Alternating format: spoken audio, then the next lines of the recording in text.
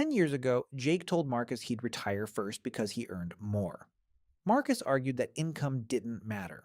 Jake was making $180,000 a year while Marcus was making $110,000. This morning, Marcus clocks out as he retires at 45. Jake is on his way to work, and he'll be doing it for the next 18 years. Here's the math that decided it, and the four conditions that decide it for you. Most people fail at condition 2 before they ever get to condition 3. Almost every finance channel has told you the same thing.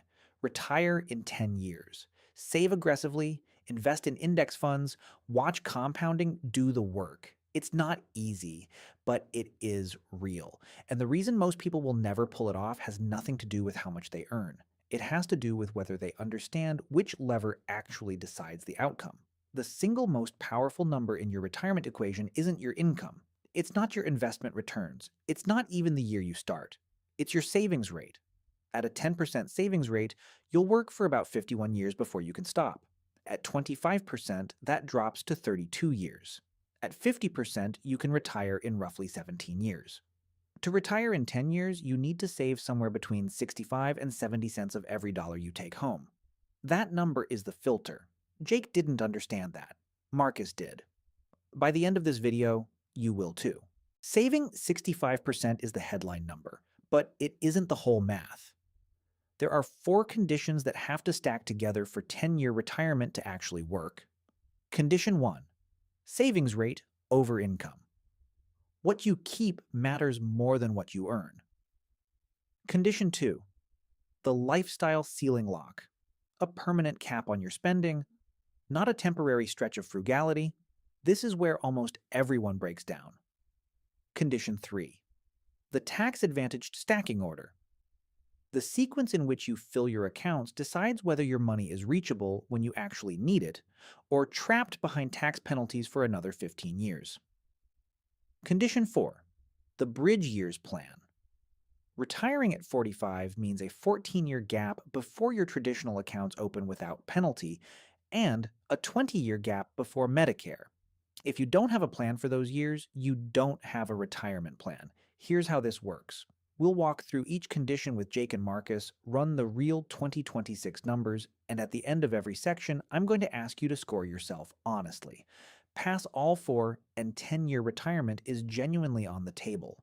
Fail 2 or more, and you need to know that now.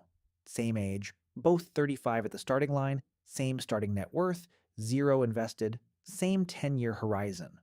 One of them retired this morning, the other is going to be working until he's 63.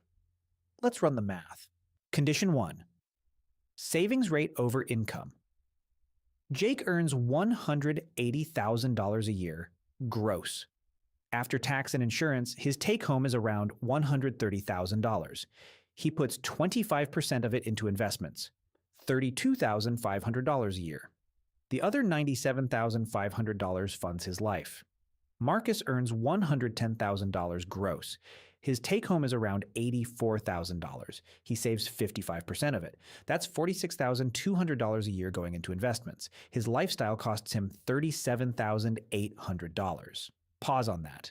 Marcus is investing $13,700 more per year than Jake, while earning $70,000 less in salary. That single fact is the engine of this entire video. Marcus isn't keeping pace with the higher earner. He's outpacing him from day one. Not because he's lucky, not because he picked better stocks, because his savings rate is more than double Jake's, on smaller numbers. And that math compounds every year. This is what most people get wrong. They think the path to early retirement is paved with bigger paychecks. The data says otherwise. Every dollar you cut from your spending does two things at once. It increases the amount you can invest, and it permanently lowers the size of the nest egg you'll need to retire on. Earning more only does the first job. Spending less does both. That's why a 50% savings rate retires you in 17 years, and a 10% savings rate retires you in 51 years, at the same income.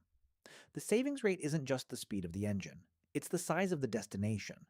Run forward 10 years at a 7% real return. That's the honest after-inflation return on a diversified stock portfolio. Jake's $32,500 a year grows into approximately $449,000. Marcus's $46,200 grows into approximately $639,000. Marcus is already ahead by nearly $190,000, and we haven't applied the other three conditions yet. Score yourself on condition 1. Pull up your last pay stub. Take your net take-home for the year. Divide what you're actually investing by that number. That percentage is your savings rate. If it's under 50%, condition 1 is already failing you. If it's under 25%, 10-year retirement isn't a math problem you're solving. It's a math problem you haven't started. Condition 2, the lifestyle ceiling lock. Condition 2 is where almost everyone fails, and they don't even feel it happening. Saving 55% for 2 years doesn't retire you. Saving 55% for 10 years does, and the only way to sustain that across a decade is to lock your lifestyle in place and refuse to let it scale when your income scales. The honest term is lifestyle creep, and it's the silent killer of every early retirement plan. Here's what happens to Jake. He gets 2 promotions and an annual bonus structure. His income climbs from $180,000 to $215,000 by year 10. A $35,000 raise, the kind most people would consider a major win. The problem is what Jake does with it. Year 3, he buys a new car. Not a wild luxury car, just an upgrade. $48,000 financed over 5 years. Year 5, he renovates the kitchen. $30,000, mostly cosmetic. Year 7, the family starts going to Europe instead of road tripping the national parks. Every one of those decisions felt earned. Everyone was funded by raises he could afford. And everyone moved his floor up permanently. By year 10, Jake's savings rate is still 25%. Not because he's bad at saving, because every dollar of his raises got absorbed into a higher cost of living and his lifestyle scaled in perfect lockstep with his paycheck. He thinks he's been saving aggressively the whole time. The math says otherwise. Marcus gets the same raises proportionally. His income climbs from $110,000 to $132,000. His lifestyle stays at $37,800. The new car never happens. The kitchen renovation never happens. The European vacations don't happen. Every dollar of raise money goes directly into investments. By year 10, Marcus's savings rate has climbed from 55% to 65%. He didn't do anything dramatic, he just refused to inflate. That's the real condition 2 math. It's not a sacrifice, it's a system. Marcus didn't deprive himself for 10 years. He decided once, on day 1, what his life cost, and he never renegotiated. Lifestyle creep doesn't feel like failure, it feels like success. That's what makes it dangerous. Every upgrade is justified, every purchase is earned, and 10 years later, you wake up earning twice what you used to and saving the same percentage you've always saved, wondering why the math isn't moving. Update the year 10 numbers. Jake is still at $449,000. His savings rate didn't change. Marcus is now at approximately $759,000 because his raises went into the portfolio instead of into his life. The gap has widened from $190,000 to $310,000. Score yourself. Think about your spending 5 years ago. Now think about your spending today. If your lifestyle has scaled with your income, your floor has moved up. Even if you're saving the same percentage, you're saving toward a bigger target. That's the trap. Before we move on, 3 comments I know I'm going to get. First, Marcus's lifestyle is unrealistic. $37,800 a year is barely above the poverty line. Actually, it isn't. The federal poverty line for a single person in 2026 is around $15,000. Marcus is living at more than twice that. About 40% of American households already live on less than what he spends. The difference is they didn't choose it. He did. Second, what about kids, healthcare, inflation, all real, all addressed inside conditions 3 and 4. The numbers I'm using are in 2026 real dollars. Inflation is already baked in. Healthcare gets its own segment because it's the single biggest obstacle to early retirement in the US. Third, nobody can actually save 55%. The data says otherwise. The FIRE community has tens of thousands of documented cases of people sustaining 50% to 75% savings rates across full decades. The savings rate isn't the impossible part. The discipline of condition 2 is. That's what makes it rare. Condition 3. Tax-advantaged stacking order.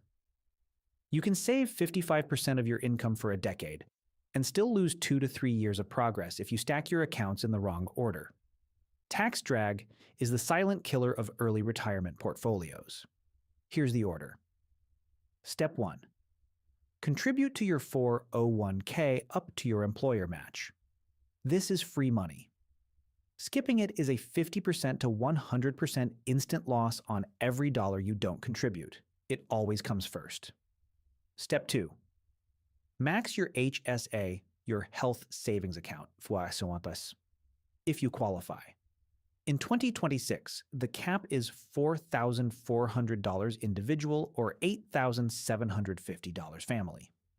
The HSA is the only account in the entire U.S. tax code with a triple tax advantage. Contributions are pre-tax, growth is tax-free, and withdrawals for medical expenses are tax-free. It's the most powerful retirement account most people don't use as one. Step 3. Max your Roth IRA. The 2026 limit is $7,000 or $8,000 if you're 50 or older. The Roth is where the magic of early retirement actually lives because contributions can be withdrawn at any age for any reason, with no penalty and no tax. Not the growth, just the contributions. That flexibility is the difference between locked money and accessible money. Step 4. Go back to your 401k and fill it to the federal limit.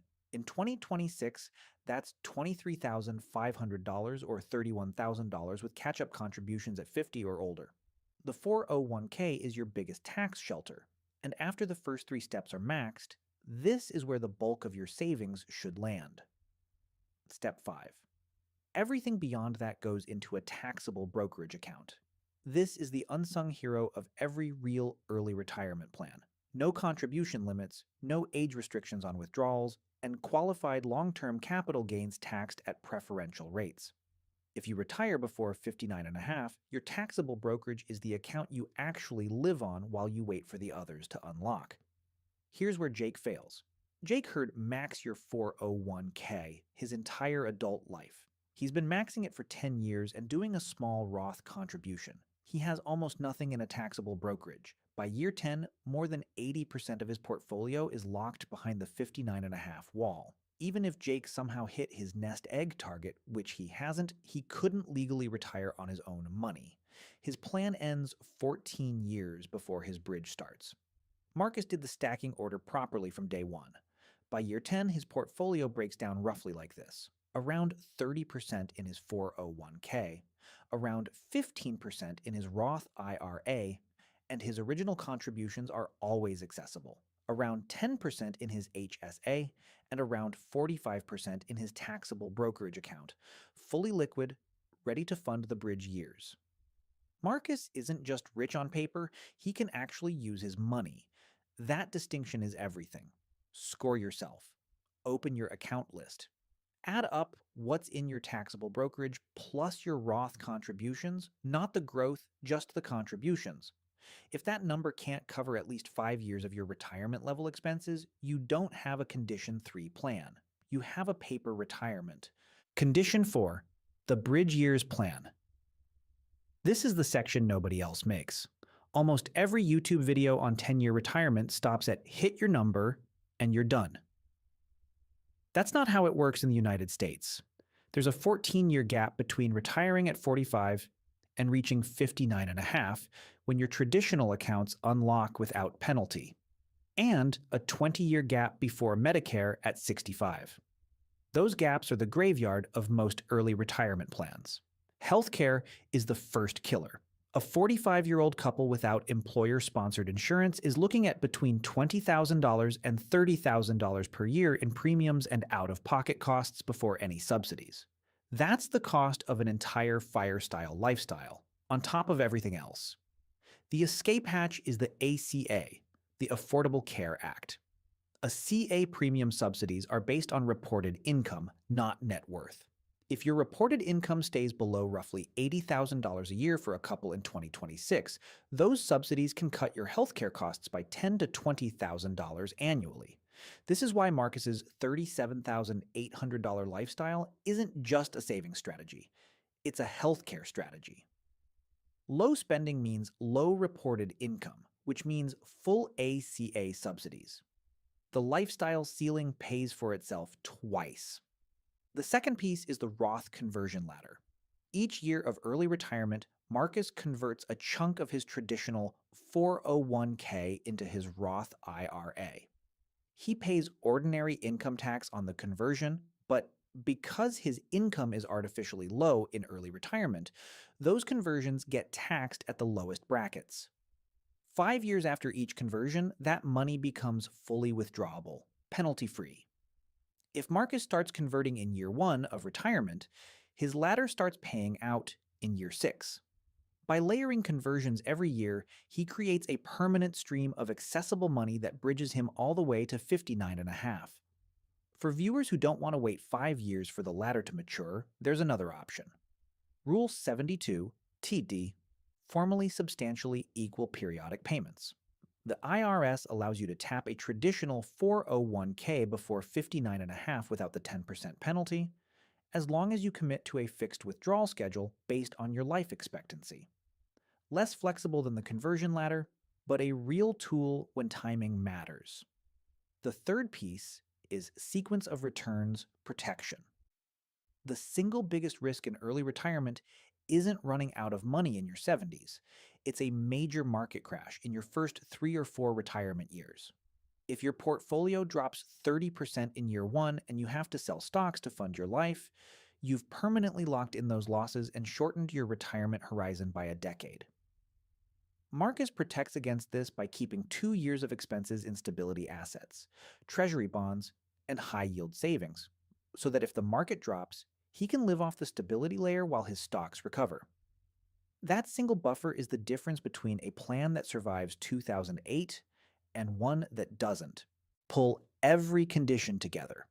Jake, year 10, $449,000, more than 80% locked behind the 59 and a half wall. His lifestyle costs $97,500 a year, which at a 3.5% safe withdrawal rate means he needs a nest egg of $2.78 million to retire safely. He's not even 16% of the way there, and even if he closed the gap, his accounts aren't reachable yet. Best case, working another 18 years to age 63. Marcus, year 10. Approximately $850,000 across his stacked accounts, with roughly 45% sitting in a taxable brokerage he can spend tomorrow. His lifestyle costs $37,800 a year, which at a 3.5% withdrawal rate means his nest egg target is $1.08 million. He's close, and the gap closes faster every year because of how compounding works at this scale. With his ACA subsidies, his Roth conversion ladder, and his 2-year stability buffer, Marcus can stop working today and let the portfolio finish the job over the next few years. He doesn't have to hit the exact number. He has to have a working bridge. And he does. Look at this. Honestly, Marcus has nearly twice the money. He has a smaller target. He has accessible accounts. He has healthcare covered through subsidies. He has a tax-efficient withdrawal plan. Jake has a higher salary, a more impressive job title, and a lifestyle that looks better on the outside. Every single variable that actually decides early retirement went the wrong way for Jake. He didn't lose because he failed to save. He lost because he never understood what game he was playing. 10-year retirement is real math. Not for everyone, but real. The income you earn turns out to be the smallest factor in the equation. What decides the outcome is the savings rate you sustain, the lifestyle you cap, the accounts you stack, and the bridge you build. Fail any of the 4 conditions, and the math breaks.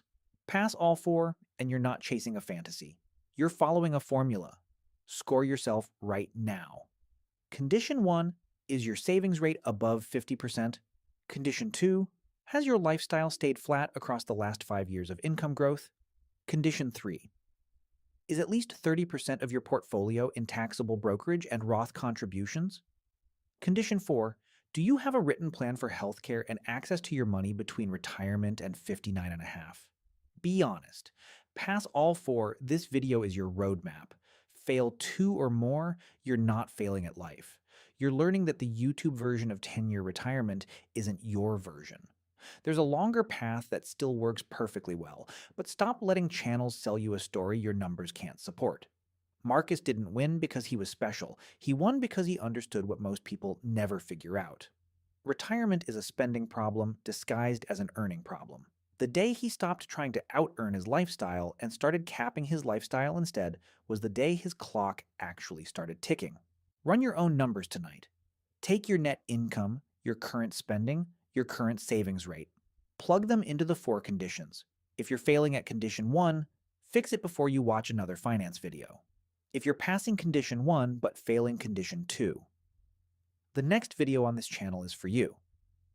We're going deep on the bridge years plan, the Roth conversion ladder, and the exact tax-efficient withdrawal strategy that makes early retirement work in practice. Comment your savings rate below. I read every comment, and the spread on this channel is one of the most useful conversations in personal finance YouTube. Hit like if you're already at 25% or higher. Subscribe if you want the bridge years deep dive next. The math doesn't care what you wish were true. It only cares what you do.